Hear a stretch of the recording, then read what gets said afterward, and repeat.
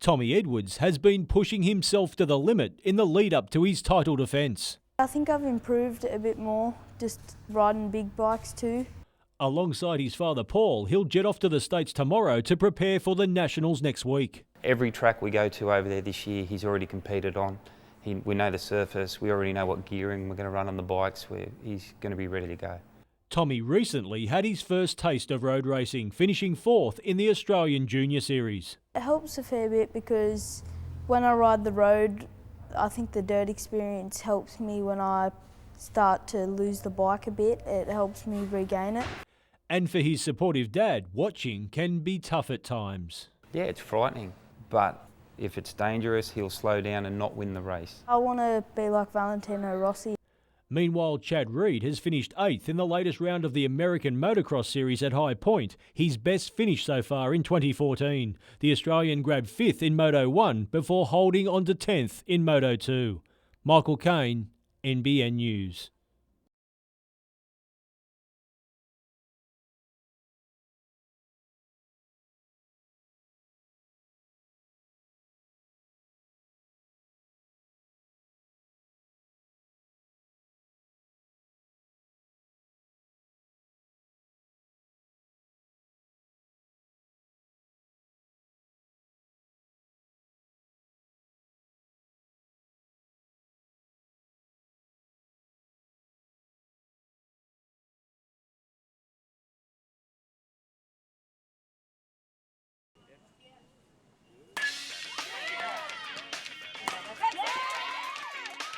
For this new Women's League, it's a case of play ball.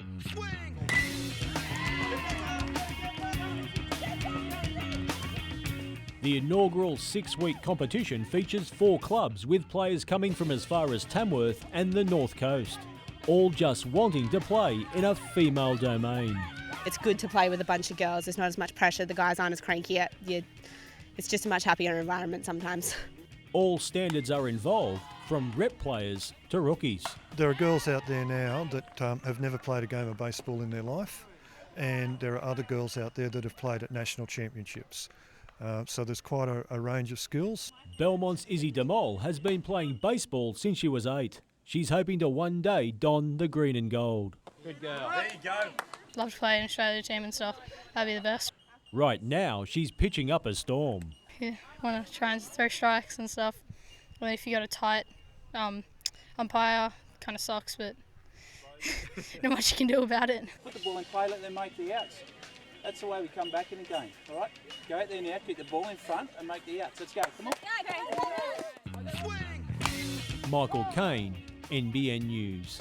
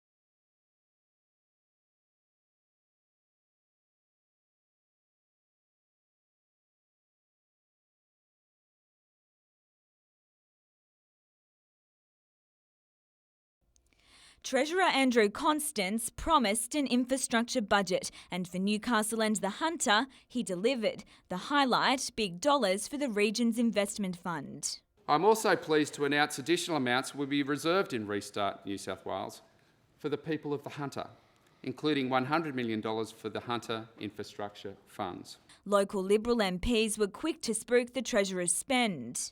$100 million is a lot of money for what the community thinks are important initiatives around the Hunter Valley. This is a budget which will enable us to provide the infrastructure to enable the Hunter to drive the New South Wales economy through the 21st century. But it wasn't just about what was made possible by the port. There was also $9.3 million for John Hunter Children's Hospital, $7.5 million for Kurri Kurri TAFE, $49 million for Newcastle's Justice Precinct, $1.4 million for a new fire station at Rutherford, and $43 million for Hunter Roads. Then there was $30 million to purchase land to build group homes for people with a disability and relocate those residing at the Stockton Centre. Once the land has been chosen, once it's purchased, there'll be the additional funding will then come in, of course, for the construction. Another big spend to keep an eye on, the $87 million boost to resources for regions. But exactly how much of that will flow to communities such as Maitland, Singleton and Muswellbrook remains unclear. I'm delighted to see Maitland going to be eligible for resources for regions. We've got a number of projects that are ready to go. In terms of spending from the Hunter Infrastructure Investment Fund, this year's budget is the biggest yet. More than $185 million will be spent on projects that have now passed economic assessment. With the renewal and the money committed to the light rail and the renewal of the city, I mean, we haven't seen money like this for, I don't think, ever. Vivian von Drainen, NBN News.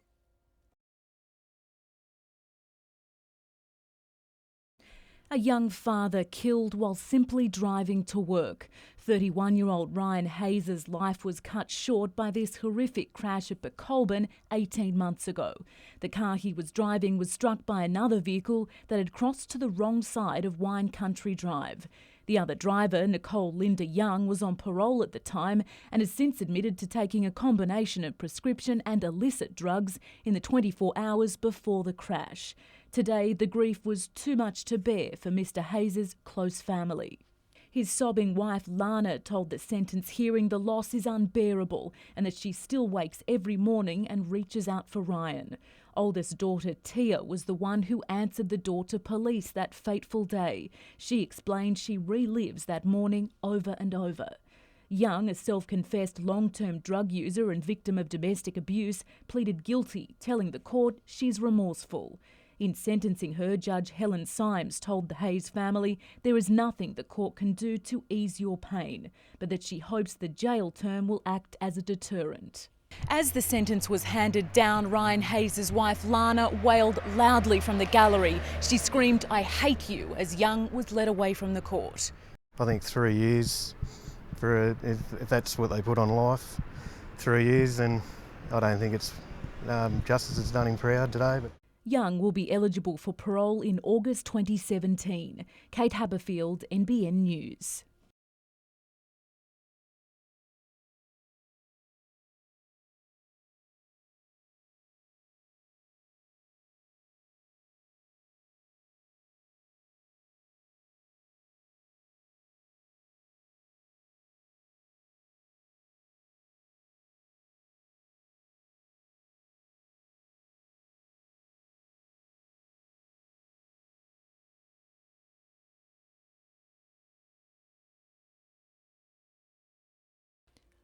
It's been filling the stomachs of the disadvantaged for more than a decade. But Soul Cafe's focus goes well beyond food. Soul Cafe is more than a meal. The meal's the medium to help us move people forward, and we've seen a lot of great results in people's lives. Upstairs from the CBD's Westpac Bank, the cafe actually offers several important services. Today we've got legal aid here every week, and mental health and Centrelink, and then different groups that might just pull them together socially too. As well as a regular medical clinic. People who are providing the food can keep an eye on some of them and have a talk to us about seeing the ones that are in need. And quite a few of those wouldn't actually be getting any care if we weren't providing the service. But more than ever, that service, which is funded by corporate sponsors and fundraising, is in demand. On Thursday night, Soul Cafe will hold a fundraiser at Souths Merriweather. We're madly putting our money together to try to purchase a place in the city so we can continue to do the vital work that we're doing. For details on how you can help, head to the NBN News website. Christy Reading, NBN News.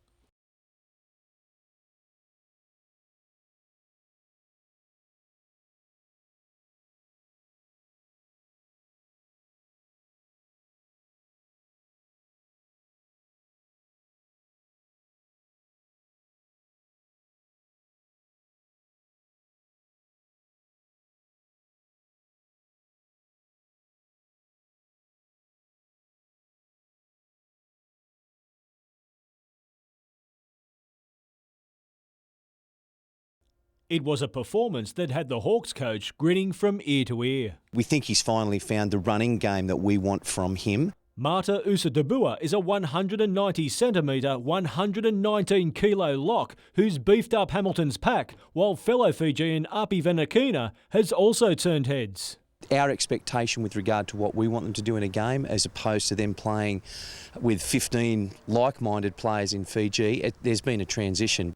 And the transition was never more evident than in Saturday's 50-point win over the Waratahs. They are really coming into their own. It was second versus third, and we considered it a very important game, and it was great that that things came to the fore on that particular game.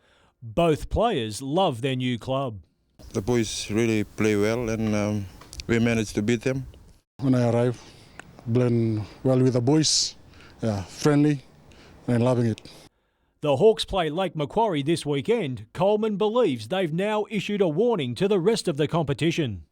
Last Saturday's game against Waratah, I think, was a turning point as far as us maintaining pressure throughout a game. Michael Kane, NBN News.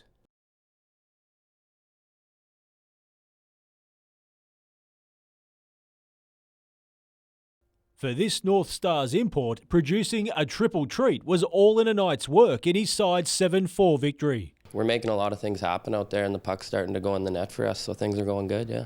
Newcastle raced to a 5-0 lead before the visitors got back into the match, but overall there was plenty of positives. We learned a lot that game too. Yeah, we got scored on, but we learned to play through it and finish the game strong and take care of our teammates. And that was especially obvious when the game erupted in a fiery third quarter. Bales got hit from behind, so whenever that happens, that tends to heat the fire a little bit. But no, we took care of it and sent a message for when we do play them next. The North Stars are now preparing for a taxing doubleheader this weekend. They play the Perth Thunder and the Sydney Ice Dogs. We know it's going to be a battle. Perth's playing really well right now, and that makeup game we got on Sunday is going to be a good one. They played us hard in their barn, so it's going to be a couple big games for us, and I think it's a huge test to see where we're at. Michael Kane, NBN News.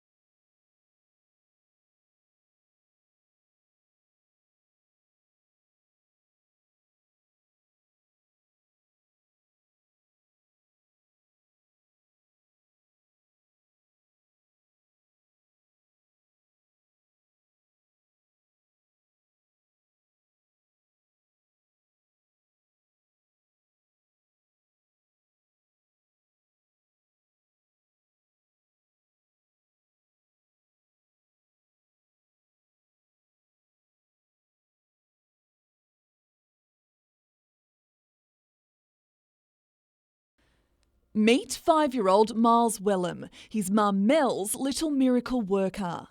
Last November, he helped save her life by making this emergency call. My mum won't wake up. Okay, try and shake her shoulder. See if she wakes up. She's not waking up. Okay. Miles had been in his room with his mother when she suddenly became unwell. I'm in my bedroom. She said she felt sick. I shouldn't have got up, but I did, and unfortunately I ended up in the kitchen, hit my head, and I was totally unconscious. Ambulance Communication Officer Jason Brown talked Miles through the ordeal. Don't hang up, all right? Okay. Miles made it easy. He did a really good job. Told us what was wrong, where he was, and so we were able to get the help straight to him. Luckily for Mel, who has since been diagnosed with a heart condition, she'd taken the time to download and teach Miles about the Ambulance Services 000 Kids Challenge app on her phone. Definitely download this free app because it's amazing. It's a game for the kids and they can really learn from it. Today at school, he was recognised as a 000 hero and given the service's Star Award, which commends bravery by children. If those efforts weren't remarkable enough, on that November morning, Miles also phoned his grandmother. I said, my mum's on the floor and could you come and pick me up, please? Now an old hand at emergencies, Miles knows what he wants to be when he grows up. A superhero. But in his mother's eyes, he already is. Christy Reading, NBN News. Precariously balanced on a window ledge and threatening police with knives, the 31-year-old man began his standoff with officers just after 9 last night. Neighbours watched on this morning. And he was threatening the copper, saying, if you don't effing off, I might come and stab you. There was police cars everywhere around the place. At 9 a.m, he finally dropped one knife so he could roll a cigarette before relinquishing the other and climbing down to meet State Protection Support Unit officers. Once he was safely on a balcony, police struck, wrestling him to the ground. But just minutes later, they were forced to use a taser, saying he continued to resist arrest. He's got a history of interactions with the police, yes, and he has got a history of interactions with the hospital. The siege closed down one of Newcastle's busiest roads. We had to lock down this particular suburb almost at peak hour as people are trying to arrive for work, so it's been a great inconvenience to a number of people. Police say they are regularly called to this section of Derby Street, and after this latest incident, residents and businesses are calling on officers to put an end to drug-fuelled crime in this area. We need police around here all the time to protect us. It is concerning. I worry a little bit about what happens in this end of Derby Street. The man has been charged with using an offensive weapon to avoid detention. Madeline McKell, NBN News.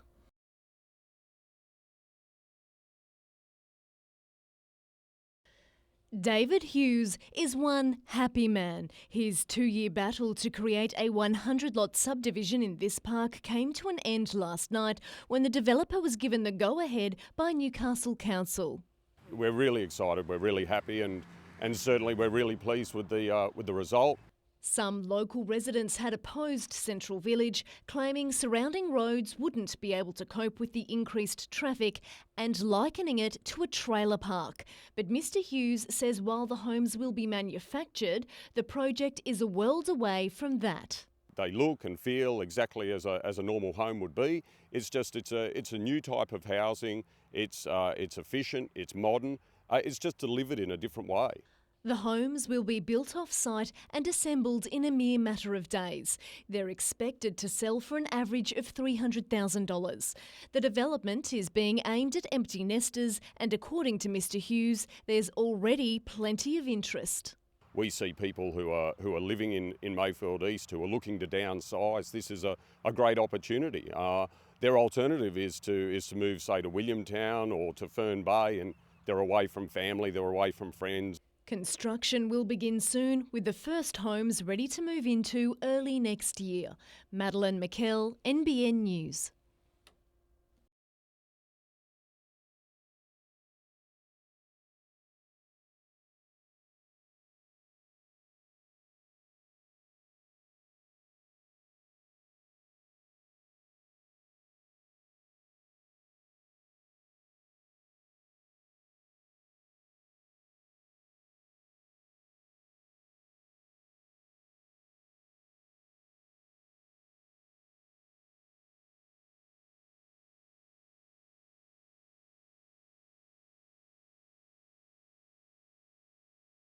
Shootings in rural areas may be few and far between, but the taking of firearms isn't. New police figures showed the majority of gun thefts are occurring in country New South Wales. Today, Operation Unification was launched to crack down on the crime. We would like people to report those thefts, but also report to the police anybody has information about the sale or the purchase or even the use of illegal firearms. If we can take the guns out of the hands of criminals, then we're keeping our community safe. Since January, 62 long-arm rifles have been taken in the state's west, 72 in the north and 40 in the south. Statewide in the last financial year, 555 firearms were reported stolen. Police are urging registered owners to be smarter. Not just have them in the safe, is actually take other precautions. Try and put their bolts and their ammunition in separate areas. As for where the weapons end up once they've been stolen, police believe there's no doubt they're being traded on the black market. A small percentage are also used for criminal activity. This is the day-to-day people that take advantage to make and earn, to actually sell these firearms that are taken from the properties. Police are asking anyone with information about gun thefts to call Crime Stoppers. Vivian von Drainen, NBN News. Rio Tinto's fight to gain approval to extend its Mount Thorley Warkworth mine continues. At the moment, it can only operate until the end of 2015, but Rio wants it to continue until 2035. The mining giant is now pointing to results from its own survey, which found almost 60% of about 2,000 residents are in favour of the proposal. It shows that not just the 1,300 workers are concerned about their jobs, but the community recognises the economic benefits that the mine provides to the region. According to Rio's report, 57.7% of residents also believe not granting approval will have a negative impact on the local economy. In 2013, the mine spent $180 million with local businesses throughout the Upper Hunter.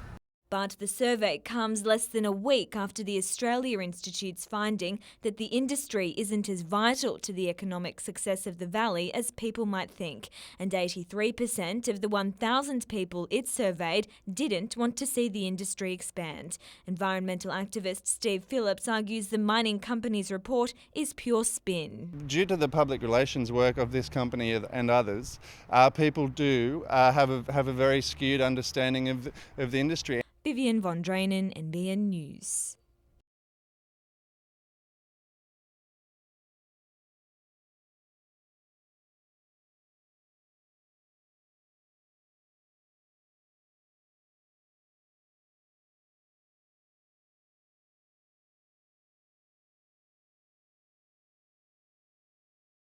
It's time the Catholic bishops took a strong stand against clergy abuse within the Church, sent a clear message about the responsibility of all its religious to report such crimes to police.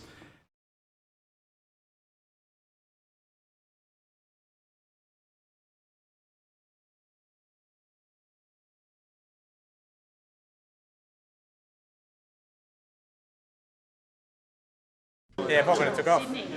Yeah, and as it took off, it popped, the plane went bang, and we told the hostess. And here we are, an hour and a half from home.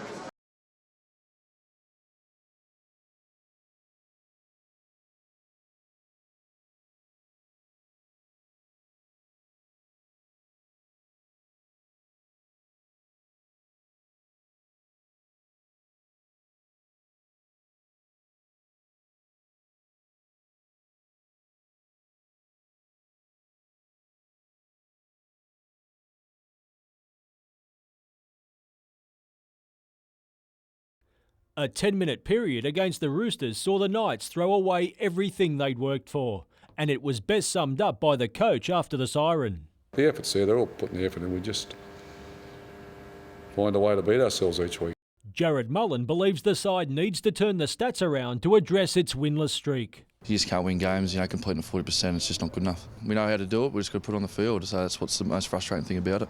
Despite the NRL takeover, Wayne Bennett's long-term future at the club is still unclear, but there's no doubt where the players stand. I'd love to see him stay. I'd love to see Wayne hang around. The Knights face the Cowboys on Monday and are hoping tonight's Origin game takes its toll on a certain halfback. They're a side that like to grind you, grind into the ground, and Jonathan Thurston's obviously a key there. So hopefully he gets roughed up a bit tonight and he doesn't play Monday night. That'd be ideal. Mullen will be a keen observer tonight, despite again missing out on a Blues jersey.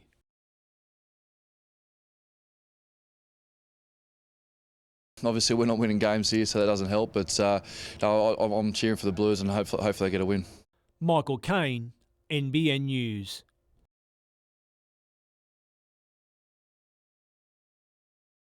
It wasn't the start to 2014 that the Blues were looking for, but fortunately that first-round loss proved just a small hiccup in the Blues' big picture. You never want to lose, but I guess it's the losses at the end of the season that are more concerning than the ones at the beginning of the season.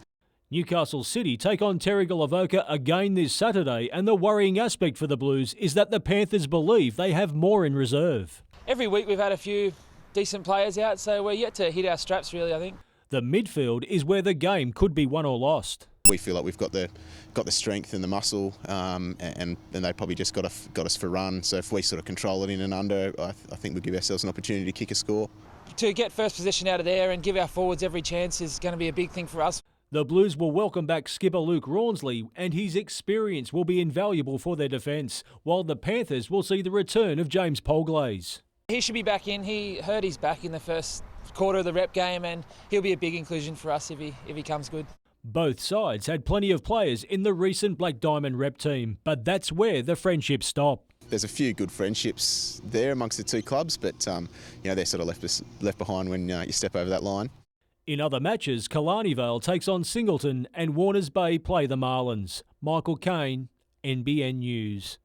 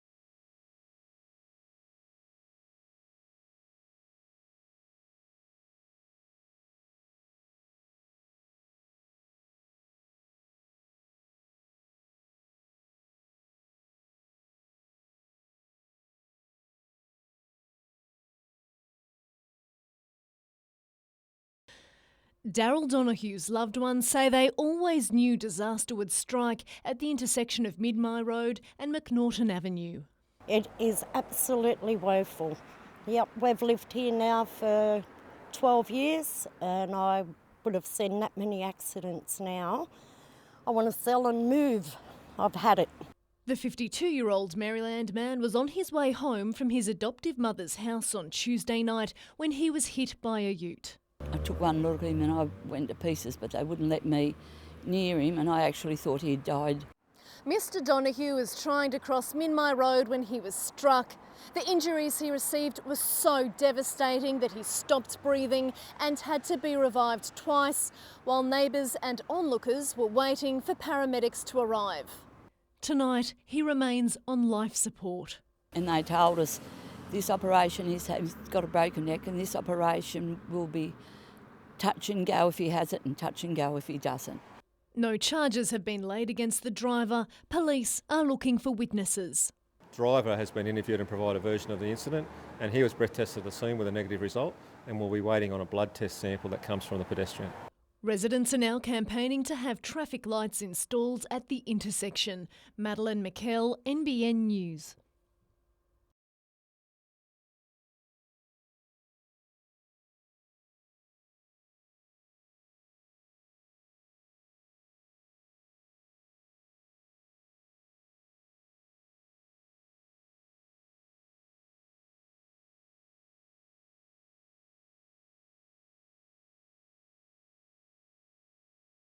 It was always acquired with the purpose of showcasing the richness and diversity of Aboriginal culture, primarily Warramai culture here. We've got a lot of Warramai traditional owners and Warramai people that still live in this country.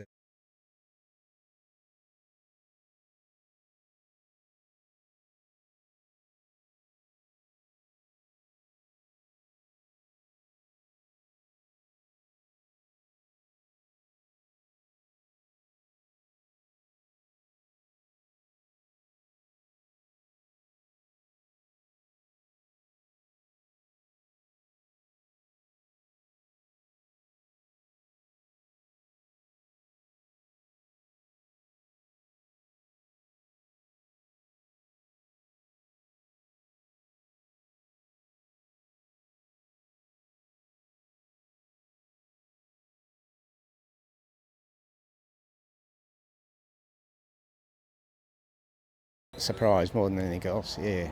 I thought it was just I just thought it was just a nothing thing. It's just something you do in life. You go to work, you serve your time and you finish and that's it. That you sort of don't expect, well, I've never expected this sort of thing.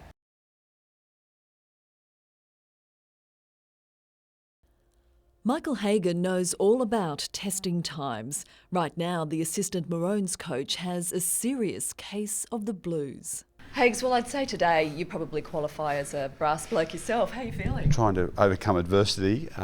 It was pretty disappointing from a Queensland point of view. Be it the rough and tumble of the football world or his personal health battle with prostate cancer, Hagan can relate to Lifeline's Brass Blokes concept. There are a lot of men that have overcome illness or career issues or personal issues that we probably don't hear about too often, and I think it's a good way to acknowledge and recognise men in the Hunter Valley. 2NURFM's Todd Sargent is also supporting the awards, hoping to get men talking. I think because Australians in general and Australian males have been told to suck it up, toughen up, take a spoonful of cement, whatever, to just get over it. But it's not that simple. We've called it brass blokes, but blokes aren't made of brass. They're made of flesh and blood and feelings. Nominations are coming in of men who've survived major troubles. Very difficult to get over. They've risen and they are giving back in spades to their local community. And the men that I know don't ask for any recognition for that. That's about to change. The awards will be held on July 18 and will feature a panel discussion about overcoming personal challenges.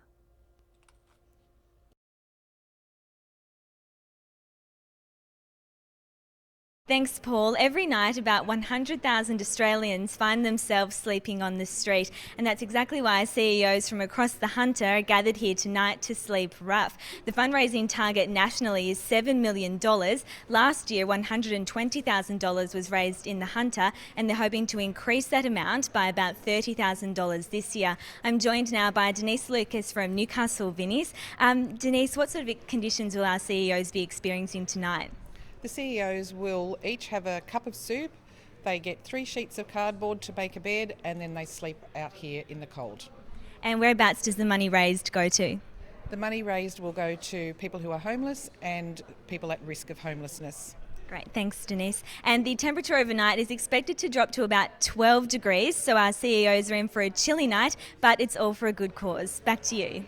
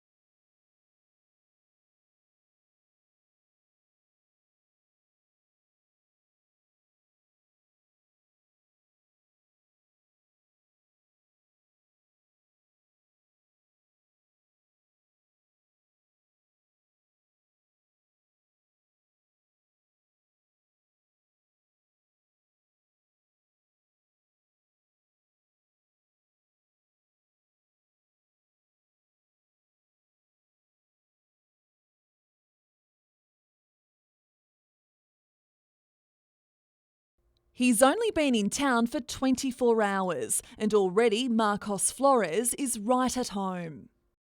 The former Central Coast Mariners year got off to a nightmarish start when he tore his anterior cruciate ligament. But just 5 months on from surgery, everyone is confident that can help me to be back on the park in the first game, and I am more than excited. the Argentine's first stop was to catch up with Jets coach Phil Stubbins, who he originally met during his stint in Adelaide. After the Mariners decided not to re-sign him, Flores is well aware of just how lucky he is. It's not crazy to say that is the most special day in my life, in my football career. To have 28 years and being in the situation that I was 3 months ago, today is amazing how I can't describe in English what I felt, to be honest. The midfielder knows with the departure of former captain Ruben Zadkovic to Perth, there's plenty of expectation surrounding his signing. The guy who put more pressure on myself is myself. I am just obsessive to be better every day. And with the Jets' first encounter being the very club that passed him up, you can certainly expect fireworks come round one. Christy Reading, NBN News.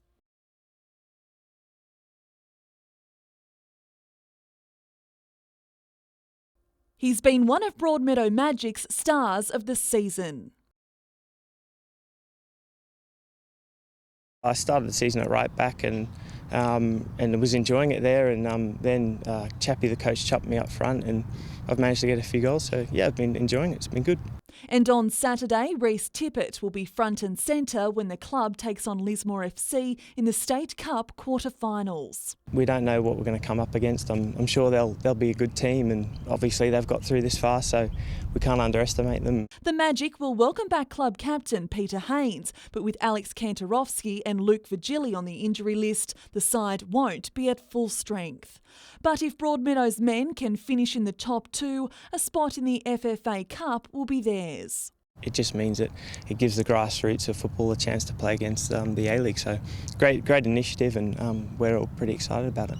In the other quarter-finals, Cooks Hill takes on Inverell, South Cardiff will battle it out with reigning State Cup holders Urunga, and New Lambton meets Boambi. The finalists will be decided on Sunday. Christy Reading, NBN News.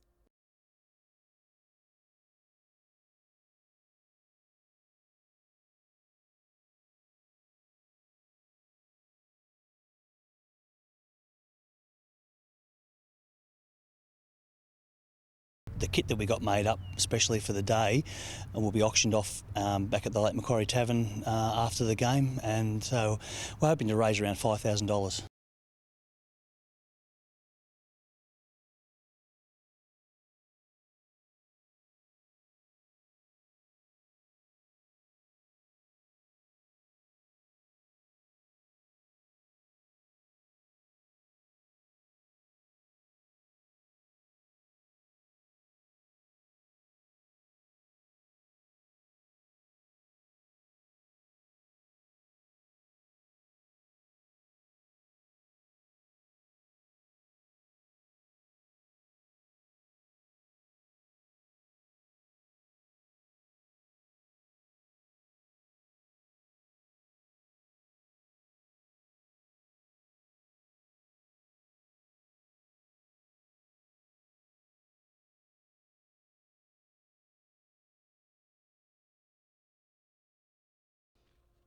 For environmentalists, it's a welcome probe into the state's environmental watchdog. It follows months of accusations of a so-called coal dust cover-up, whereby a leaked report suggested 15 of 18 conclusions by the Australian Rail Track Corporation were changed to underestimate the impacts of emissions. However, environmentalists claim the inquiry isn't a witch hunt. And we'd like to see this inquiry really beef up the capacity of the EPA to achieve that, so that we are getting better health outcomes, better environmental outcomes, and better outcomes for the people of New South Wales. The EPA appears optimistic about the inquiry as an opportunity to increase public awareness about its work. The state government also seems open to suggestion on the practices of its environmental watchdog. If this parliamentary inquiry can demonstrate new ways in which we could give further powers to the EPA to make it even stronger, that's something we're very comfortable with and look forward to the outcomes of the review. The group hopes the inquiry will improve the authority's ability to be an effective regulator and provide an opportunity to have a real discussion on coal dust management along the Hunters Rail Corridor. Georgina Smythe, NBN News.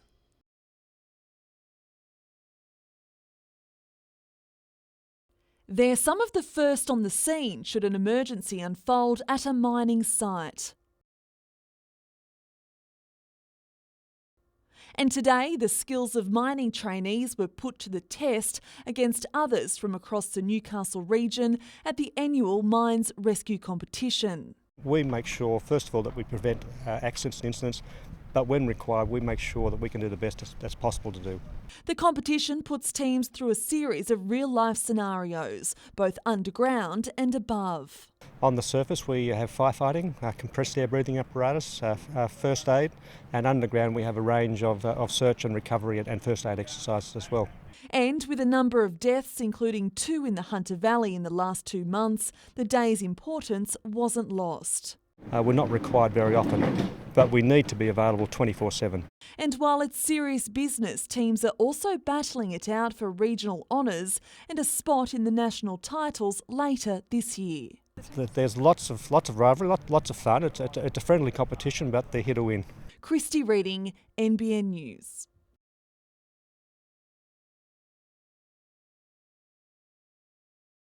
Pumping hundreds of thousands of dollars in upgrades along Newcastle's coastline, CityServe has a new target in its sights. Launching its October target this morning, CityServe has again joined forces with Newcastle Council and it's spreading the love further afield. Yeah, they're in great need of repair. They're community-type projects. Some of them are sporting, some of them are cultural. CityServe, a collaborative church charity, will spend October repairing sporting ground facilities, pavilions and community halls across all of Newcastle Council's wards. Our heart is to serve the needs of the city and what the city, those that lead our city, would identify as needs as well. This year's flagship project is Passmore Oval, but will include dozens of other assets, including Katara Park Community Hall and Denga Park Pavilion. A welcome relief for Council's lengthy backlog of infrastructure projects. It would take years. They're isolated, a lot of these things. We haven't got the manpower for it, nor the budgetary for it. But doing it this way will shorten that refurbishment down to a very short program. Christy Reading, NBN News.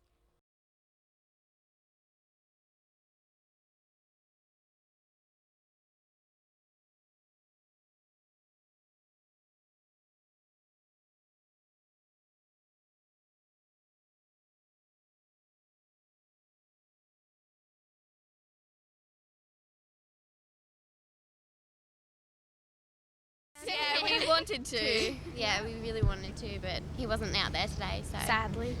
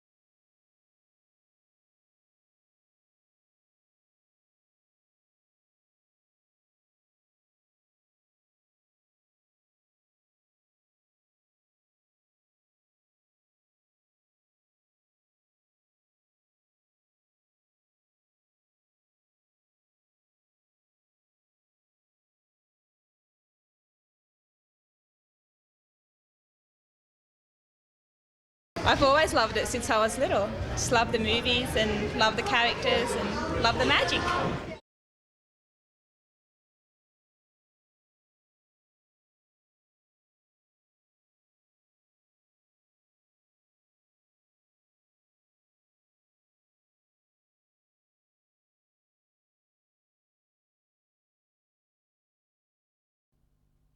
He may not have featured in the Blues lineup, but Alex McKinnon played his part in the New South Wales win on Wednesday. Caught up with Alex before the game. It was actually a welcome distraction.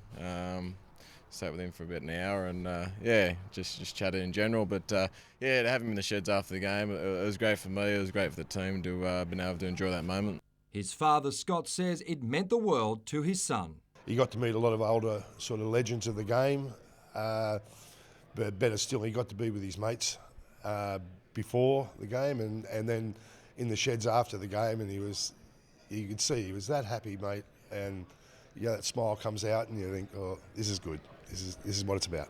Today, a host of his teammates and mentor Wayne Bennett showed their support at the Brian Carlson Club Lunch, which raised more than $12,000 for Alex's treatment. It's really kind of him. I'm sure Alex will appreciate it, and I know I do. In another boost, the Rise for Alex Fund is close to being finalised and is expected to be launched in early July. The 22-year-old remains in Royal North Shore Hospital for now, waiting for a bed in the Ryde Rehab Centre. For his parents, that means more time in Sydney, away from their home in the Hunter. We're living there and we'll stay there for as long as it takes, or while we can be useful. They've been by their son's side ever since the night of his injury. Mitchell Hughes, NBN News. He won't return to full training with the Knights until Sunday, but Beau Scott was still happy to share his Origin experience today. Yeah, it was awesome. Obviously, it's been a long time, and to be able to do it the first 2 games of the series is always special as well. And down in Sydney, with all the support we had there, was a great way to celebrate after the game. In a boost for Newcastle, Scott and Darius Boyd have both been cleared to play the Cowboys on Monday. Definitely not as physically sore this week compared to last game, but I guess every game's got their own challenge. So, like I said, playing on the Monday night's only going to benefit me. Touted as a potential future Maroon, Dane Gagai was taking the end of Queensland's reign in his stride. At the end of the day, New South Wales played well, and I'm still proud to be a Queenslander, and what they accomplished in those 8 years is unbelievable. Focusing on the job at hand, the Knights certainly don't have the look or feel of a team suffering through a 7-game losing streak. We're not lacking any confidence. There's no lack of confidence there. All the boys are out there enjoying the sesh today, so the confidence is there. It's just execution. Having matched it with the Roosters for an hour, Wayne Bennett has been emphasising the importance of execution in the final 20. The first half was really good. I guess we just let ourselves down the second half there, not completing our sets. So, we just need to put the 80 minutes of football together at the moment. Mitchell Hughes, NBN News.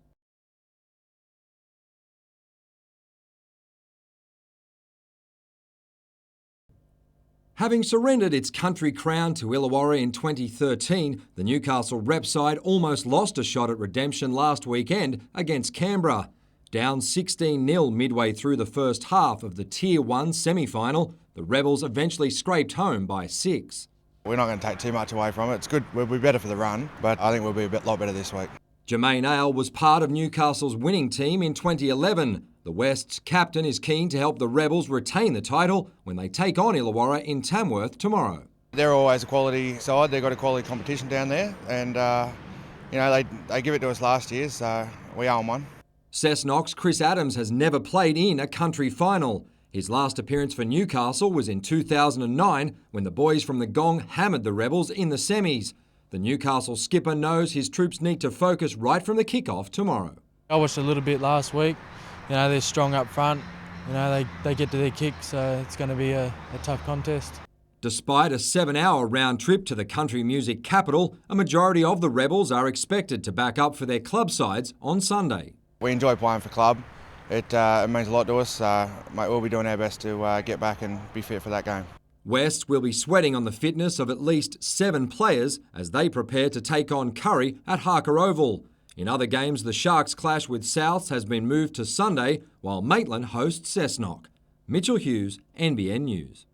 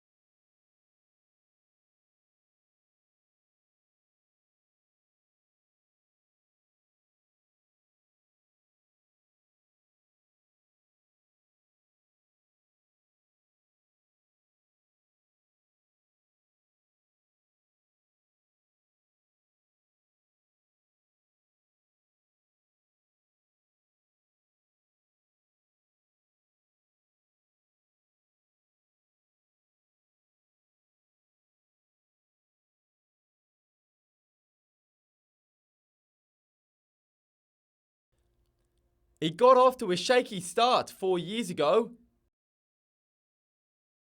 and now it seems Belmont's Medicare Centre might have more trouble ahead. Following the proposed introduction of a $7 GP co-payment by the federal government, uncertainty now surrounds the future of the Medicare system. Today, locals took to the streets to have their voices heard.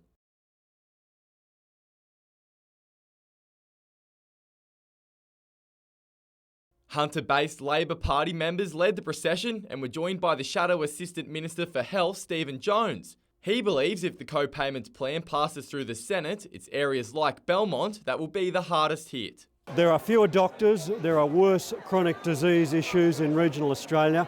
This is an additional cost. It's going to do exactly what it was intended to do, stop people going to the doctor and to stop bulk billing. But today's protesters found an ally in what seemed like the most unlikely of places. The state government doesn't believe in any sort of a fee on emergency services, and we don't believe in a fee to go and see a GP. We support the community in this one, and we think the federal government actually have got it wrong. The government is likely to wait until July before the bill goes before Parliament. Samuel Jordan, NBN News.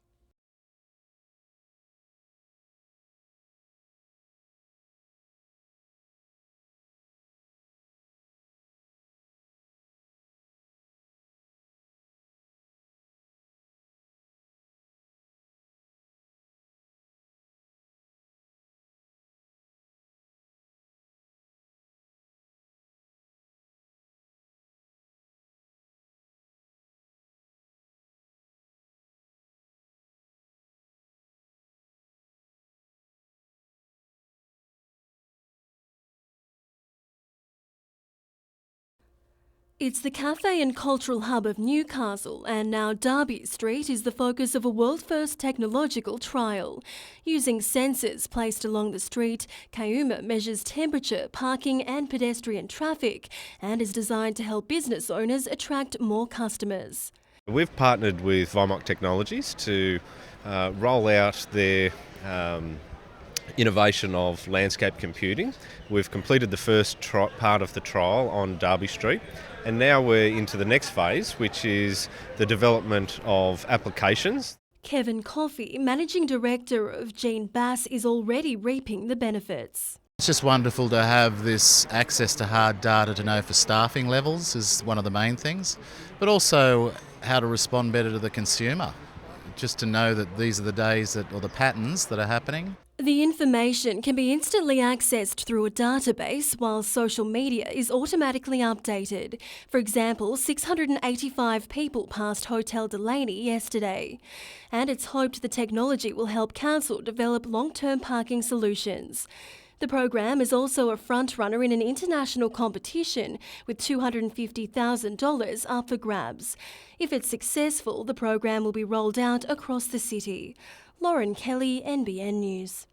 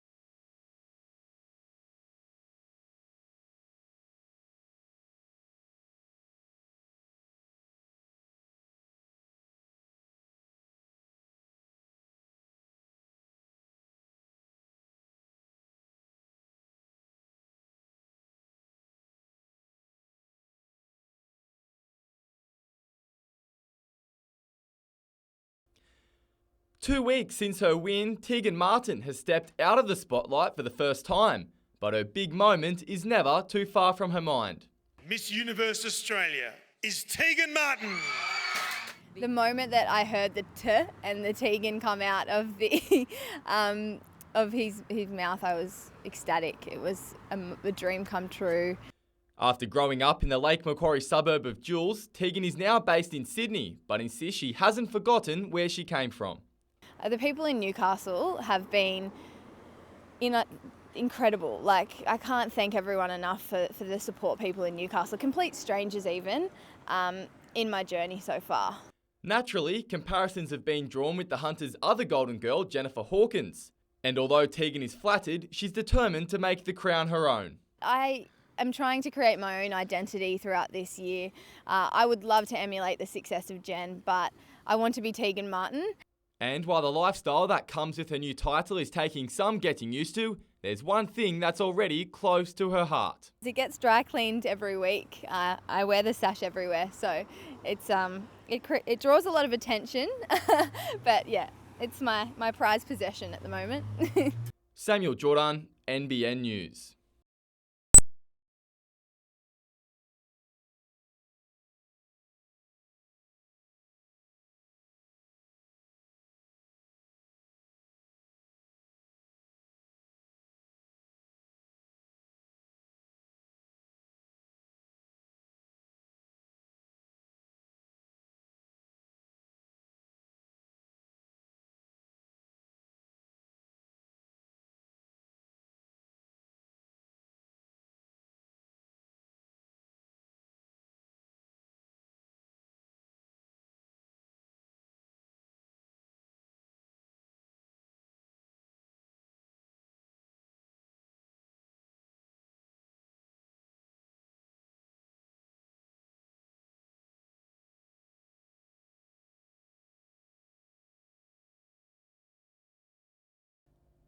Missing several first-grade regulars, the Waratahs tried to rally in defence, but when Wanderers shifted the ball to the left, Tapaki Rahui found a way through.